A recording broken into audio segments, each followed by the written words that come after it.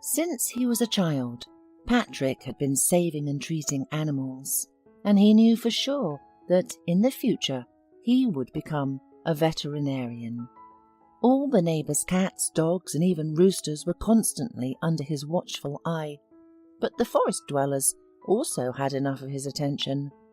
There was not a day without him bringing home some poor toad or squirrel who needed his urgent help.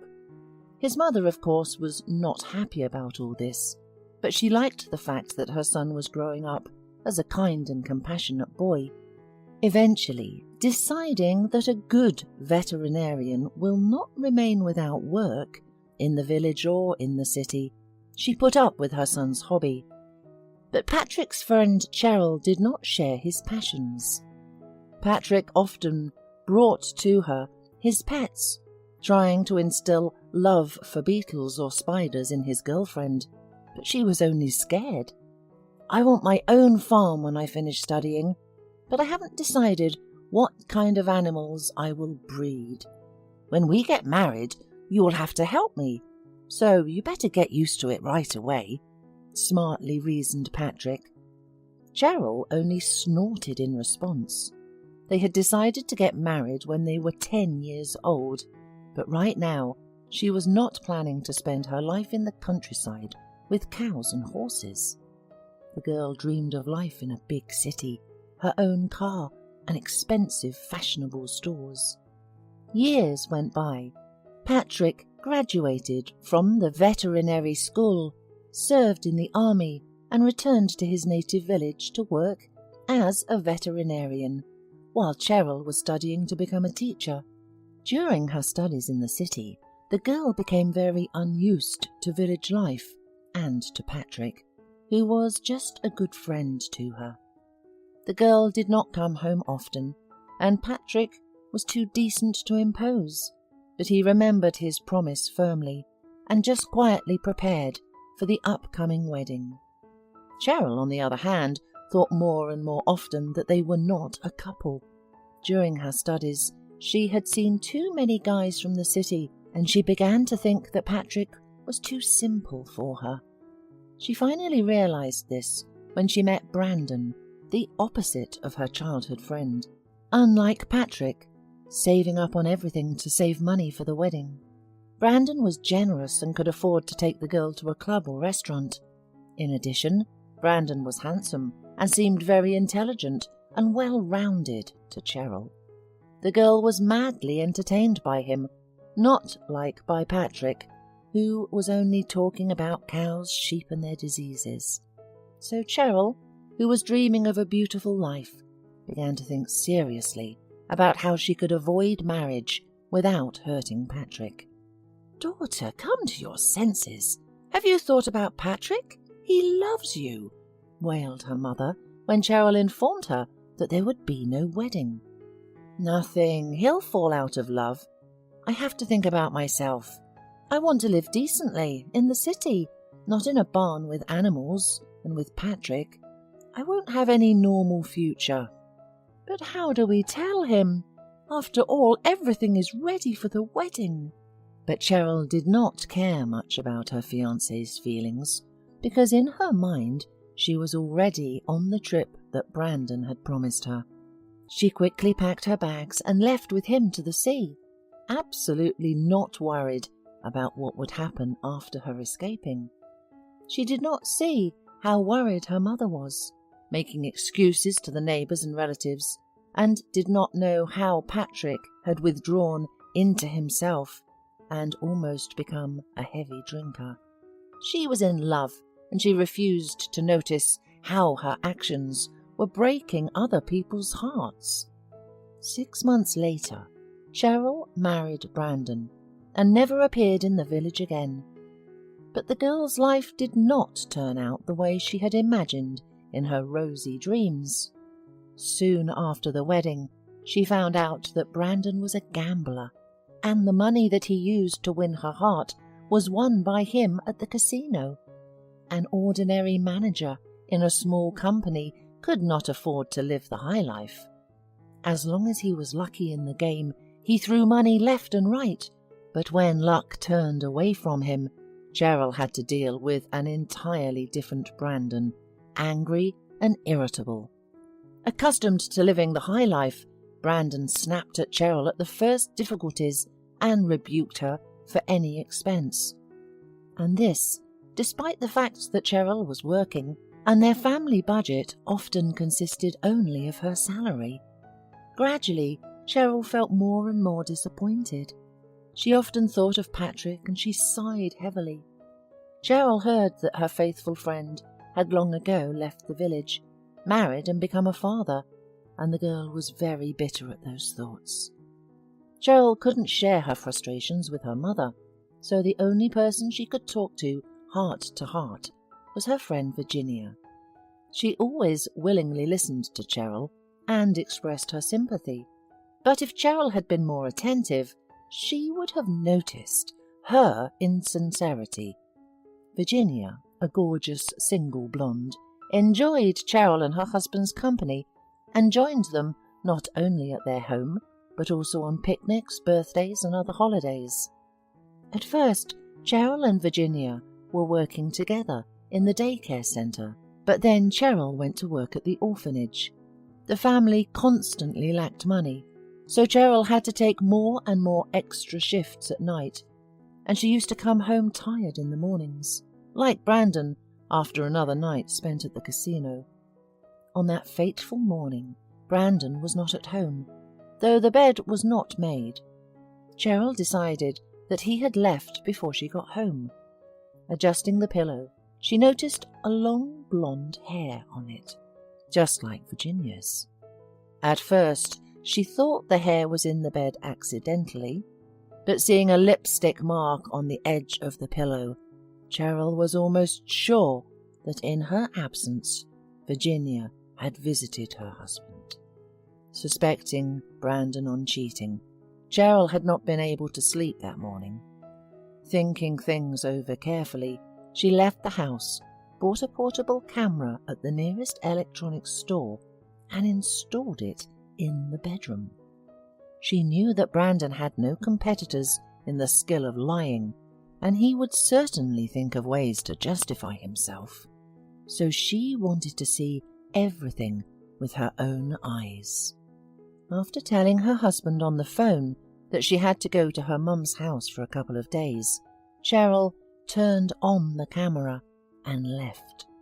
When she returned 2 days later, she immediately rushed to watch the video from the camera. Her premonition did not deceive her. Cheryl felt disgusted by what she saw. She quickly gathered her things and, without waiting for her husband to return, left the apartment. "Cheryl, where are you? Brandon and I are worried." Cheryl heard the worried voice of Virginia, who called her a couple of hours later. "You must have been robbed. All your things are gone." "No, it's just that I've left Brandon. The apartment is vacant, and don't call me again. I know all about you," answered Cheryl sharply and hung up. She rented an apartment and filed for divorce.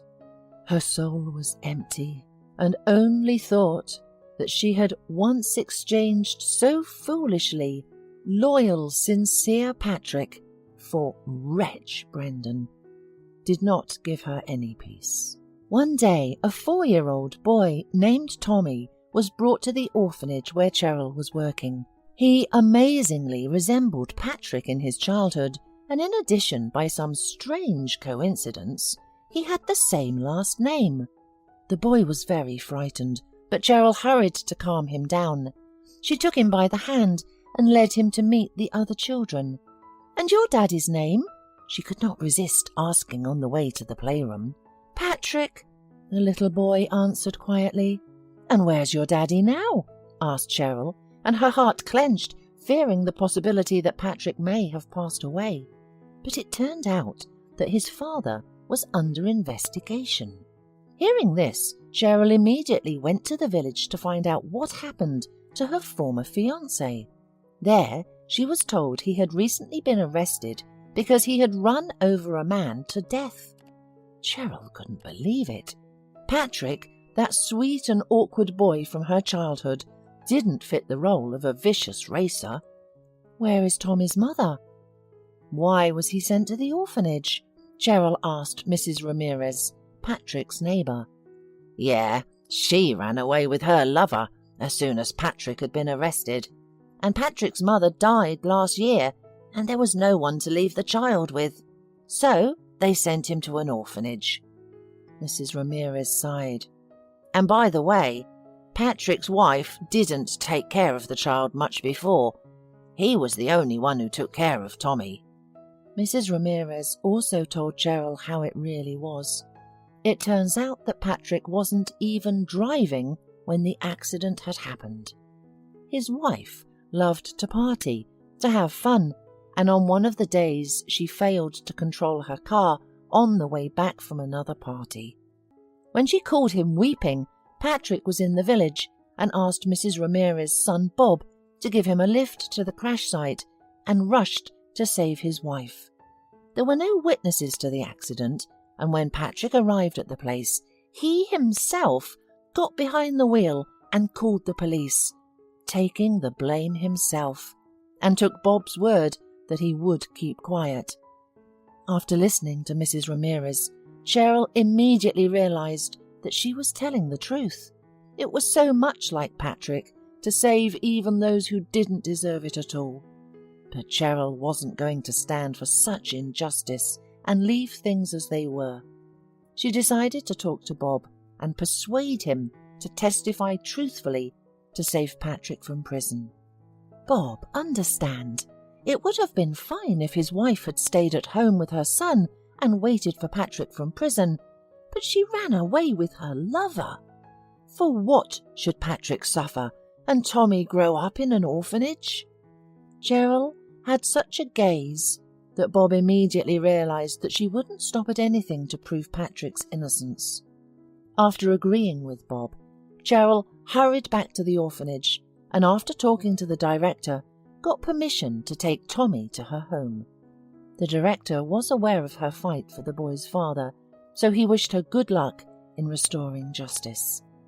The next morning, Cheryl went to Patrick to persuade him to retract his original testimony. Looking into her childhood friend's eyes for the first time in years, Cheryl suddenly realized that she had missed him very much all this time. "Cheryl, is that you? Why have you come?" he asked in surprise. There was no dislike at all in his voice, but only weariness and annoyance that after so many years they had met in such an unpleasant place. "Patrick, I apologize for everything I've done. Believe me, I'm very sorry. I don't know if you can forgive me, but know that I will fight for you. Tommy is at my mum's right now, and I will do everything I can to get you to see each other sooner and never part again. I know the truth." "Cheryl, you don't have to," but the woman interrupted him. "You must agree to act. Your wife has abandoned you and your son, and neither you nor he deserves to suffer because of such a woman. Think, if not about yourself, then about your son. It will be bad for him without you. You may not forgive me, but promise me that you will not leave your son." "Okay, I agree to make an appeal. Are you sure it will be accepted?" "Let them try not to. With Bob's testimony, I'm confident of success." Soon the case was sent for review, and the lawyer was able to obtain an acquittal for Patrick. Once free, the first people Patrick saw were Cheryl and Tommy, who was pressing himself against the woman and trustingly holding her hand. There was so much love and tenderness in Cheryl's eyes that, when she rushed toward Patrick, without hesitation, enclosed her in his arms and pressed her tightly to his heart. "You are my saviour. Let's forget everything that came before, shall we? And if you don't mind, let's start all over again." Cheryl cried softly on Patrick's chest, and Tommy, though he didn't really understand what was going on, was also glad to see that Daddy was now with him again. They all returned to the village together and settled in Patrick's parents' house. After his wife's arrest, Patrick divorced her and immediately proposed to Cheryl. The wedding, which the village had been waiting for several years, finally happened. My love, how could I not understand then that you are my happiness? But now we'll never part, and we'll all live together. But not the 3 of us, but the 4 of us, Cheryl said and smiled slyly. You're going to be a daddy soon. I'm pregnant. Honey, how happy I am, exclaimed Patrick and held his wife tightly to him. Finally, they would have everything they had dreamed of and had going on for so long. Hola, suscríbete a Historias Vitales para no perderte nuevas historias. Mi esposa había estado trabajando en su proyecto especial durante 4 meses ahora. No era su proyecto personal, pero ella era la persona principal y responsable de su éxito. El proyecto estaba diseñado para salvar a su empresa, Bixler Enterprises. Los últimos 4 meses habían sido difíciles porque se vio obligada a trabajar duro. Era importante tanto para ella como para la empresa. Había una buena posibilidad de que Bixler Enterprises quebrara si el proyecto no se completaba. Sarah tenía una licenciatura de Albrecht y un MBA de Wharton. Era la más inteligente de la familia. Yo empecé a trabajar como mecánico de autos justo después de la secundaria y después de 21 años seguía siendo mecánico de autos. No me importaba porque me gustaba el trabajo y pagaba bien. Era suficiente para pagar la universidad de Sarah y criar a 2 hijos. No vivíamos lujosamente, pero estábamos bien. Los niños ya se habían mudado, y las cosas iban bastante bien con nuestros ingresos. Sarah quedó embarazada 3 meses después de casarnos a la edad de 18 años. Durante los primeros años de nuestro matrimonio, vivimos con mis padres. Ellos tenían una gran casa vacía ya que 4 de mis hermanos se habían mudado. Eso significaba que teníamos una niñera mientras Sarah completaba sus primeros años de universidad. Debido a 2 embarazos, la carrera de 4 años le llevó 6 años completarla. Fue difícil, pero lo logró. Siempre tuve trabajo y nunca me faltó trabajo extra si lo necesitaba. Después de que Sarah se graduó de Wharton, alquilamos nuestro propio lugar. Tuvo ofertas de trabajo de varias empresas grandes, pero todas requerían que nos mudáramos. A mí no me importaba, pero Sarah quería quedarse cerca de casa. Por eso decidió trabajar en Bixler Enterprises. Pagaba bien, pero lo más importante, le daba responsabilidad y la oportunidad de avanzar. Sarah era una empleada trabajadora y dedicada. La presentación es el jueves en el Hotel Dicen en Filadelfia. Tomé unos días libres en el trabajo para ayudarla según fuera necesario. Al final, todo lo que logré fue hacerle algo de comer cuando llegaba a casa. No sabía nada sobre su trabajo, ni tampoco quería saber, los negocios corporativos de alto nivel me aburrían. Empresarios de Europa, Asia y América del Sur venían aquí, la empresa pagaba sus boletos de avión y proporcionaba habitaciones en el Hotel Dicen mientras estaban aquí. Era caro como el infierno, y por algunas cosas que Sarah había dicho, la empresa estaba sobreestimando sus finanzas. Su presentación era importante para ella, para la empresa y para más de 200 empleados. Hasta el martes por la noche, todo iba bien. Sarah llegó a casa con un traje nuevo, un traje gris con una blusa blanca. Desplegó todo lo que necesitaba en la cama de la habitación de invitados. Cuando se trataba de la limpieza de la casa, ella era normal, pero cuando se trataba del trabajo, era meticulosa. No entendía por qué necesitaba sacar su ropa interior de lujo, pero no dije nada. Además de su traje para la presentación, tenía varios vestidos de cóctel lindos para eventos sociales antes y después del evento. Siempre había evitado tales eventos, pero me sentía obligado a ir con ella si ella quería que lo hiciera. Me agradeció la oferta, pero dijo que no era necesario. Todos los materiales y equipos que necesitaba estaban guardados ordenadamente en el maletero de su Volvo. Antes de salir del trabajo, ella misma conducía el coche para asegurarse de que todo estuviera en perfectas condiciones. Tenía todo el día miércoles para prepararse y toda la noche del miércoles para socializar con sus invitados. Sara era tan buena en lo que hacía que sentía que habría sido mejor si simplemente me hubiera mantenido alejado de ella. Finalmente, había terminado. Lo había revisado y vuelto a revisar todo. Todo lo que necesitaba ahora era una ducha caliente y una buena noche de sueño. Supongo que mi error fue que empecé a revisar sus cosas después de que Sara comenzara a ducharse. Pensé que estaba ayudando, pero resultó ser lo contrario. Estaba moviendo cosas en la cama cuando un pequeño sobre blanco cayó del bolsillo lateral de su bolso de maquillaje. Una carta de una farmacia, pero no del tipo que solemos usar. Dentro había 10 pastillas. No tenía idea de qué era, Pren, y las instrucciones eran confusas. Si es necesario, tomar una pastilla y luego una segunda pastilla 12 horas después. Pensé que podría ser algo que ella había conseguido para la ansiedad o los nervios, pero las instrucciones no tenían sentido.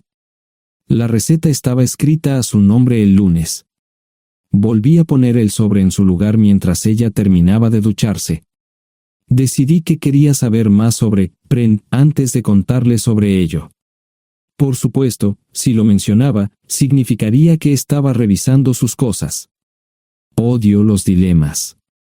Mientras Sara se preparaba para dormir, fui a nuestro ordenador doméstico y busqué. 10 minutos después, me uní a mi esposa bajo las sábanas. Pasé toda la noche despierto, preguntándome por qué mi esposa había recogido una receta para la píldora del día después, especialmente después de que me hicieran una vasectomía hace 10 años. A la mañana siguiente, me levanté temprano, pero no estaba descansado. Di un largo paseo, esperando que despejara mi mente. Me dirigí hacia casa con reticencia, temiendo lo que podría hacer o decir cuando llegara allí. Mi hijo Joe se unió a la Marina después de la escuela secundaria y estaba en su primer año en San Diego. Nuestra hija Gloria se casó con su amor de la infancia el año pasado y acababa de mudarse a Dallas. Eso dejaba solo a Sara y a mí. Echaba de menos a los niños, pero esperaba envejecer con mi esposa.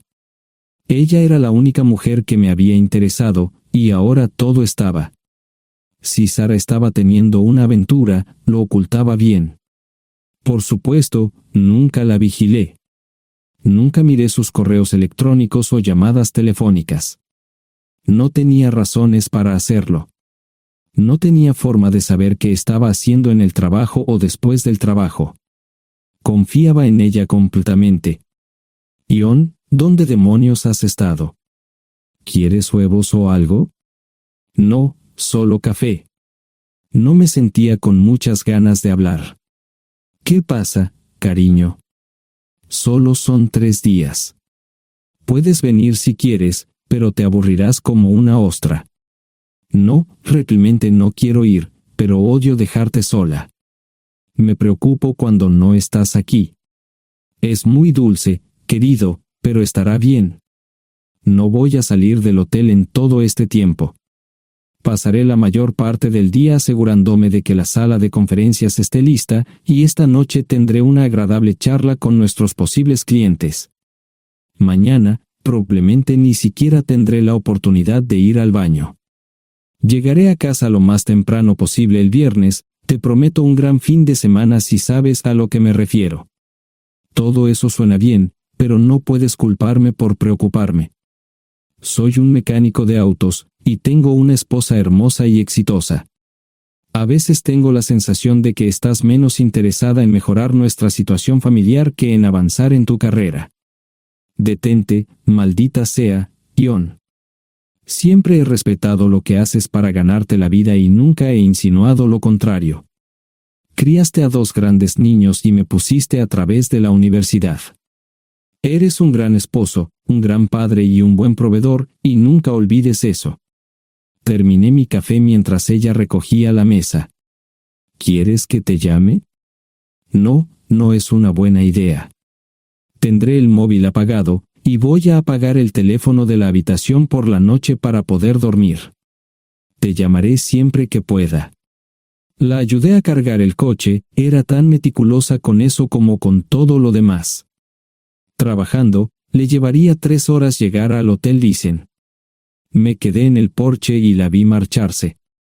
No me molesté en preguntarle por las pastillas. Pasé el resto de la mañana en el porche.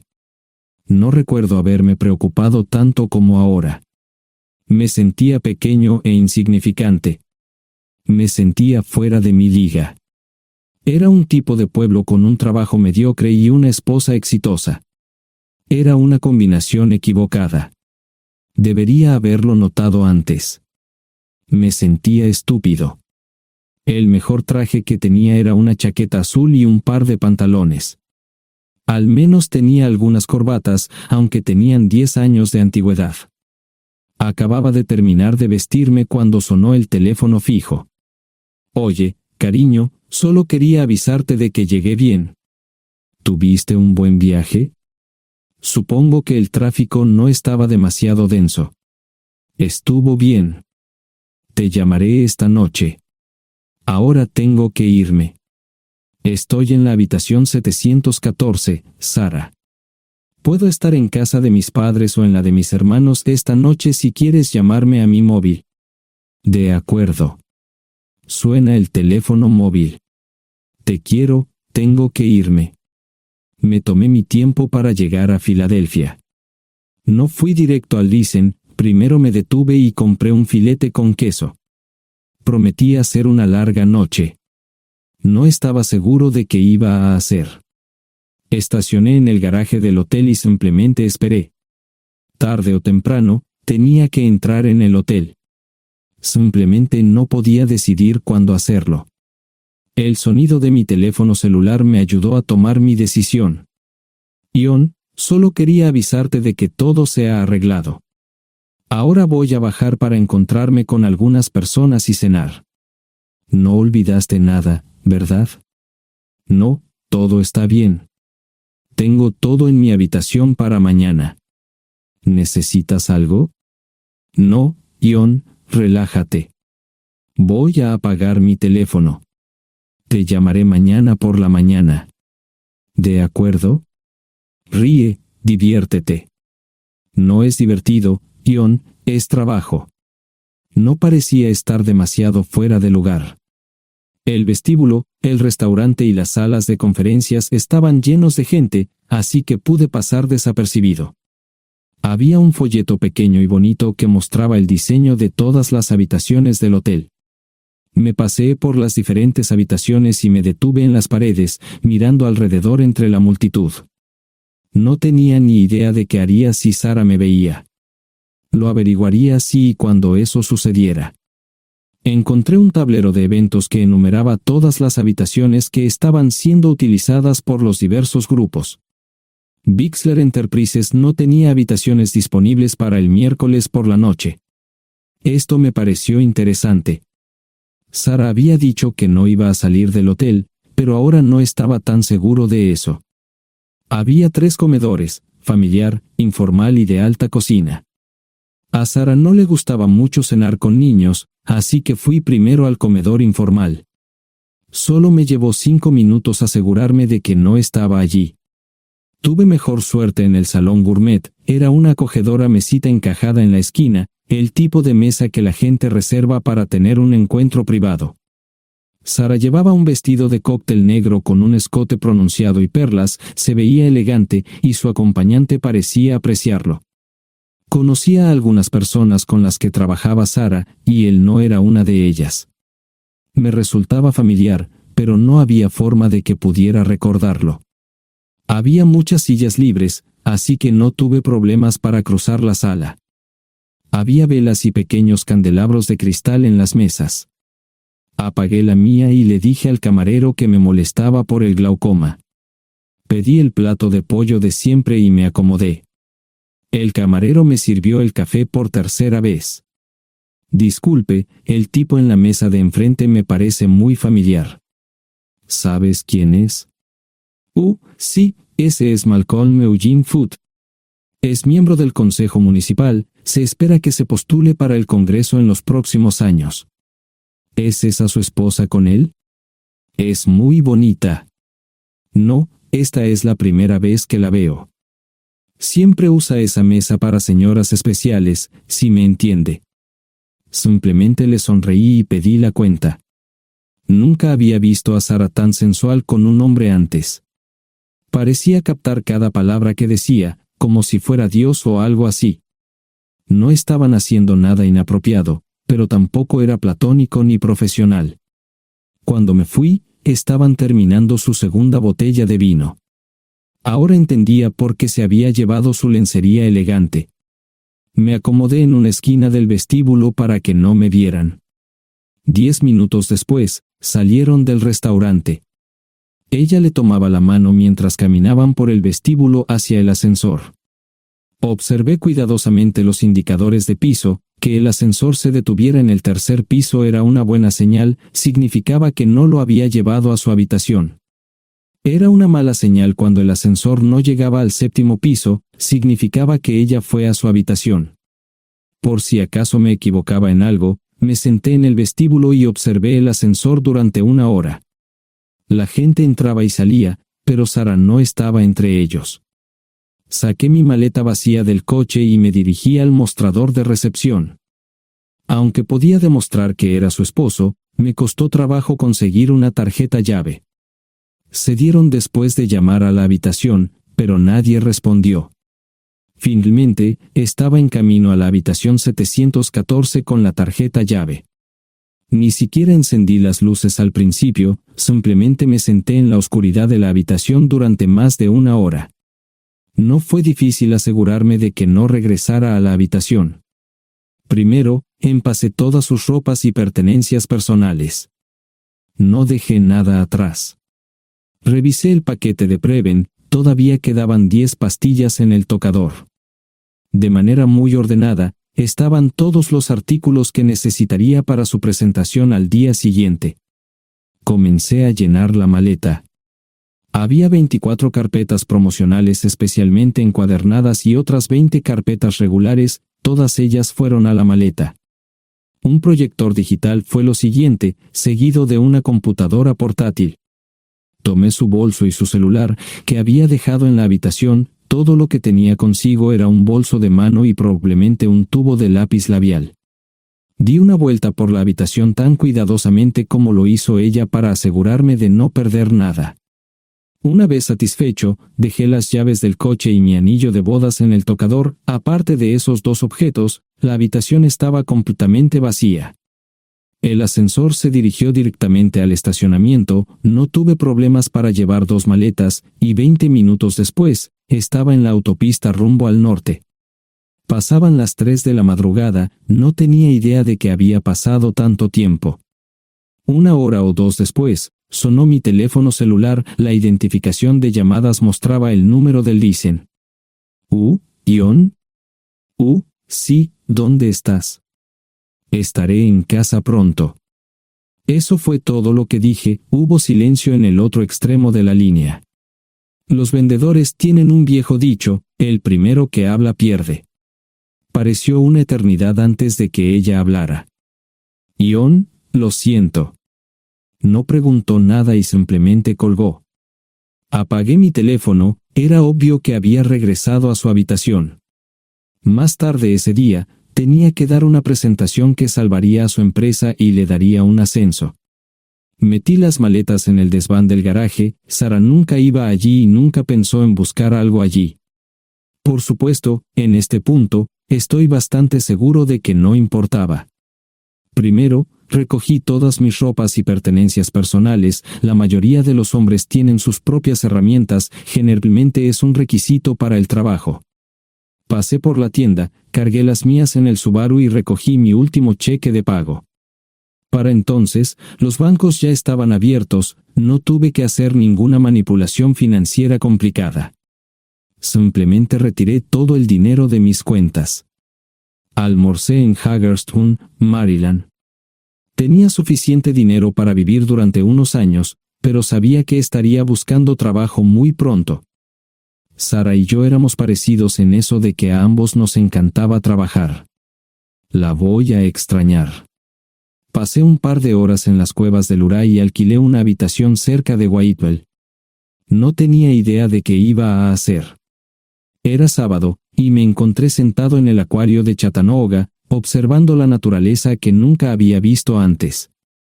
Pasé unas horas simplemente relajándome y decidí que era un buen lugar para estar. Compré un pase anual para el acuario y, para la hora de la cena, tenía un lugar donde quedarme. Era un remolque móvil en el parque, pero estaba amueblado y era económico. No necesitaba mucho. La primera cosa que haría el lunes por la mañana sería conseguir un trabajo.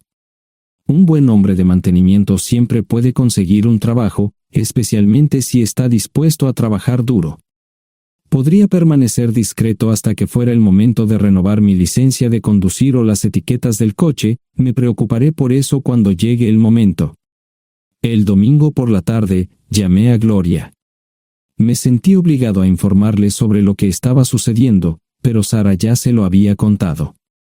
Fue bastante franca con Gloria sobre lo que había pasado, dijo que había engañado, que la sorprendí, que me fui y que ella perdió su trabajo. Me sentí mal porque ella perdió su trabajo, pero ese era el precio que tenía que pagar. Le pedí a Gloria que le dijera a Josh lo que estaba sucediendo la próxima vez que hablara con él. También le dije que la llamaría aproximadamente una vez al mes para verificar cómo iban las cosas. No le dije dónde estaba. Para el mediodía del día siguiente, tenía un trabajo. En realidad, estaba a poca distancia del parque de remolques, con el Waffle House a mitad de camino. ¿Qué más podría querer un hombre? No sé cómo manejaron el papeleo, pero me estaban pagando $20 por hora sin hacer preguntas. Estaba feliz, y ellos también. Ni siquiera tendría que tocar el dinero que traje conmigo. Unos 2 meses después, Gloria me informó que Sara se había mudado de la casa y estaba viviendo con sus padres.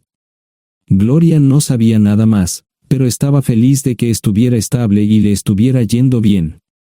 Josh me llamó desde San Diego solo para informarme que iba a hacer un crucero. Era técnico en aviónica en un portaaviones, intentó explicar qué hacía exactamente, pero estaba más allá de mi comprensión. Nunca supe mucho sobre cosas técnicas. Ambos tuvieron cuidado de no decir nada malo sobre su madre, aprecié eso. Después de eso, todo siguió como siempre. Comencé a hablar con Gloria al menos semanalmente, Josh y yo comenzamos a enviar correos electrónicos regularmente.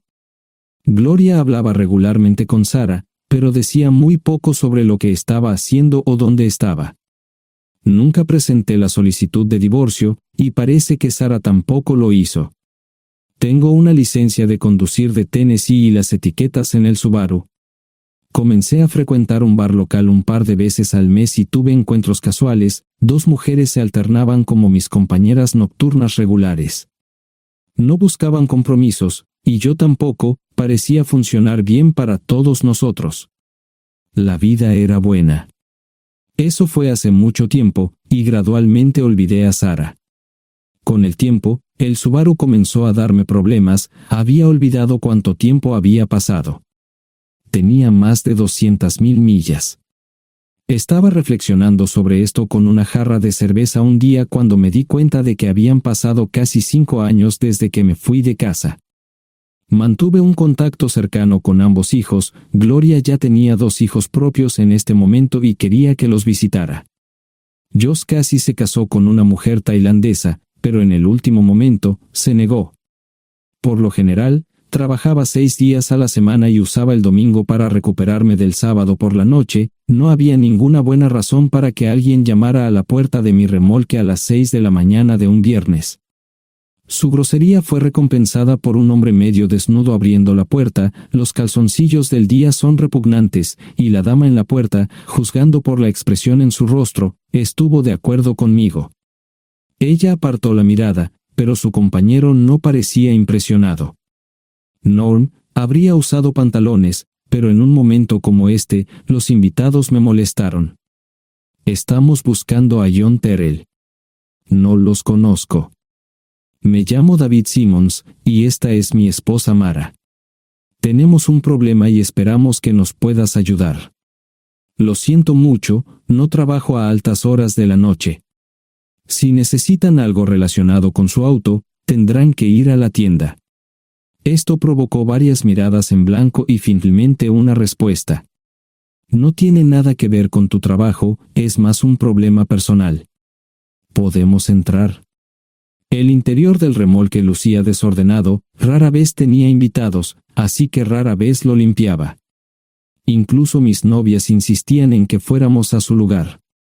Hagan como en su casa, déjenme ponerme los pantalones enseguida. Al entrar en el dormitorio, dejé la puerta abierta solo para mostrarles lo hospitalario que soy. También me puse una camisa. ¿Les gustaría tomar café? Solo tomará unos 10 minutos. Aparté algunas cosas del sofá para que pudieran sentarse, no hubo respuesta a la pregunta del café. Tenemos una hija adoptiva de 4 años y otra de 2 que necesita un trasplante de médula ósea, y esperamos que nos puedas ayudar. Estamos dispuestos a pagarte si es necesario. ¿Con mi médula ósea? No, queremos usarla y estamos dispuestos a compensarte por cualquier inconveniente.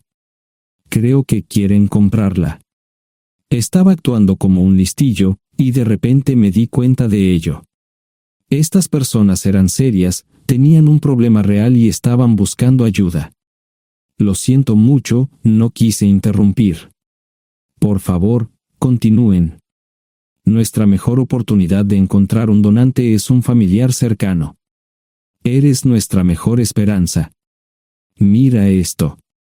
No quiero ser un grosero, pero creo que se equivocaron de persona. ¿Cuándo nació su hija? Cumplirá 5 años en julio. Marche Simmons habló por primera vez, y sonó sincera.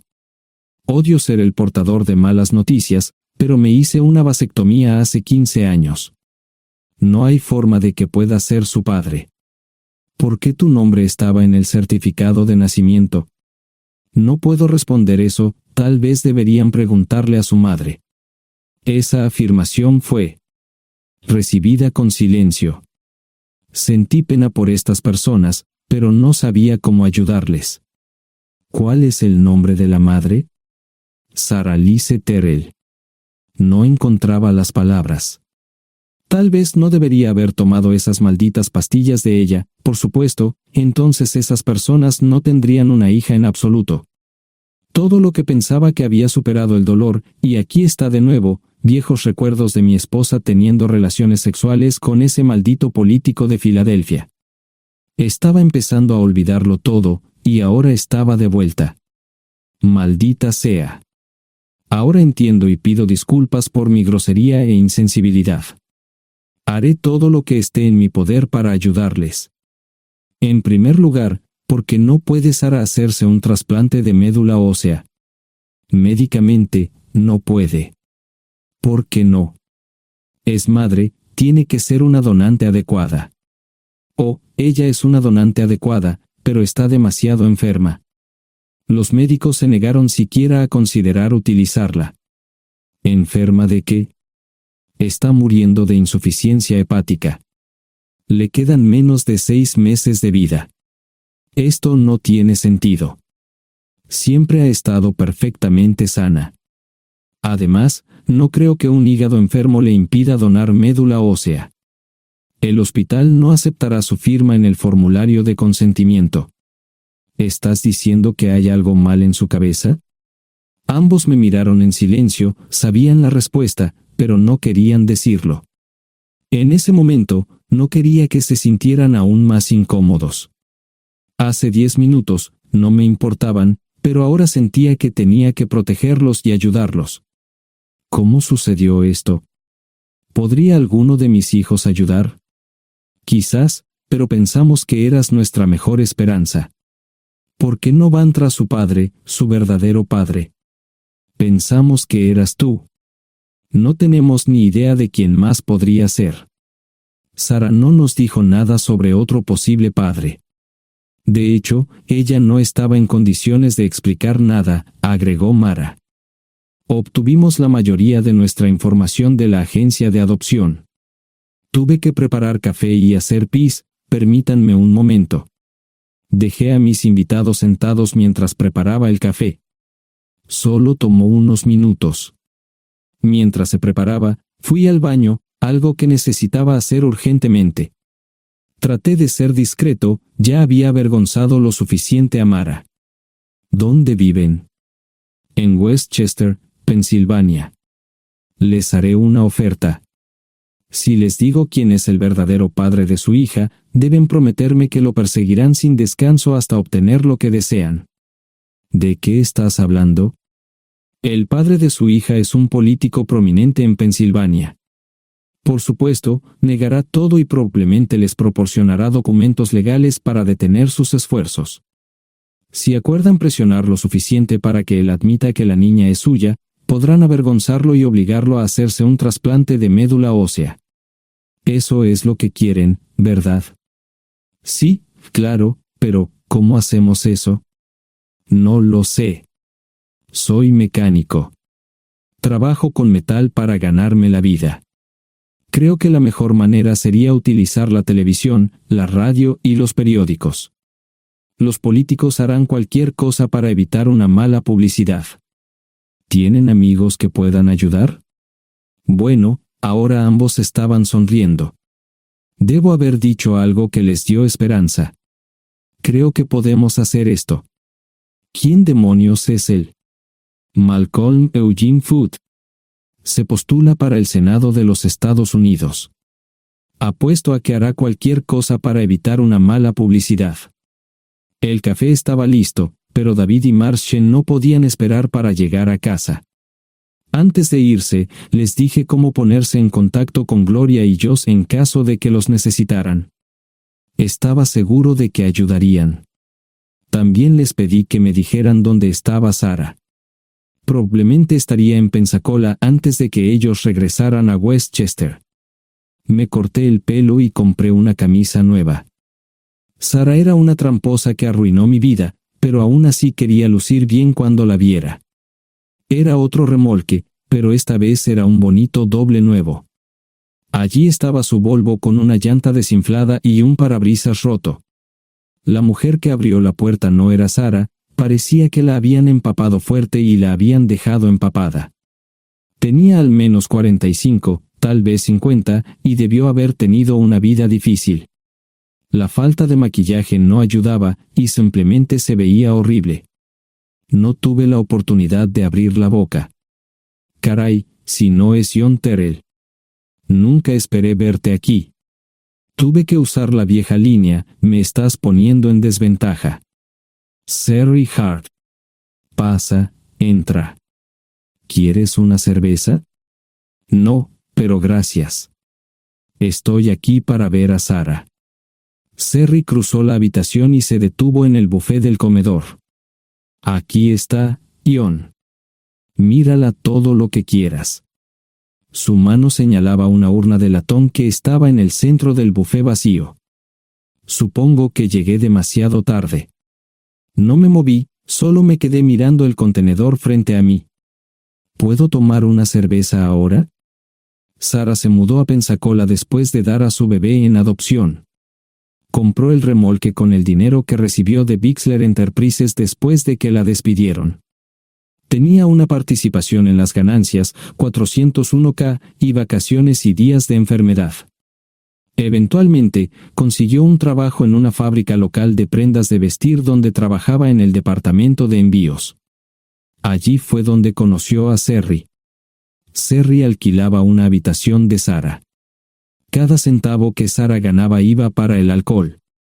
Empezó con vino y gradualmente pasó a bebidas más fuertes, las más baratas. Eventualmente, perdió su trabajo debido a su alcoholismo y se vio obligada a usar sus ahorros. Nunca salió con nadie ni salió a ningún lado. Sherry se quedó con ella, pagó sus servicios públicos y compró alimentos que Sarah no comía. Le llevó más de 3 años quitarse la vida. Increíblemente, ella tenía un testamento y me dejó un doble remolque y un Volvo. Sherry explicó que Sarah estaba tan angustiada por lo que había hecho que simplemente se rindió. No intentó evitar el embarazo ni siquiera terminarlo. La adopción se había arreglado meses antes de que naciera el bebé. Nunca volvió a trabajar, excepto en los trabajos clandestinos que hacía mal. Serry dijo que Sarah no parecía tener ambición ni propósito en la vida. Sarah hablaba mucho de mí, pero tenía miedo de intentar contactarme. Gloria le dio mi número, pero nunca me llamó. Era como si su aventura de una noche la hubiera lastimado más a ella que a mí.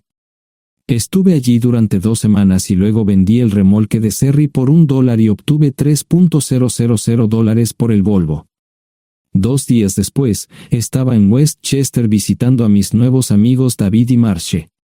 Malcolm Eugene Foote resistió al principio, pero David y Marche lo presionaron hasta que cedió. Insistió en pruebas de ADN, que demostraron que era el padre. Para salvar la cara, más o menos lo obligaron a someterse a un trasplante de médula ósea, que fue exitoso. La carrera política y la vida familiar de Malcolm no dejaron una impresión favorable. Su caída en las encuestas fue tan rápida que el partido lo reemplazó por otro candidato unos meses antes de las elecciones. Su esposa solicitó el divorcio y fue muy pública al respecto. Sarah y yo estamos viajando ahora a Dallas para ver a Gloria y a mis nietos. No sé cuánto tiempo mantendré a Sarah conmigo, probablemente hasta que tenga a alguien.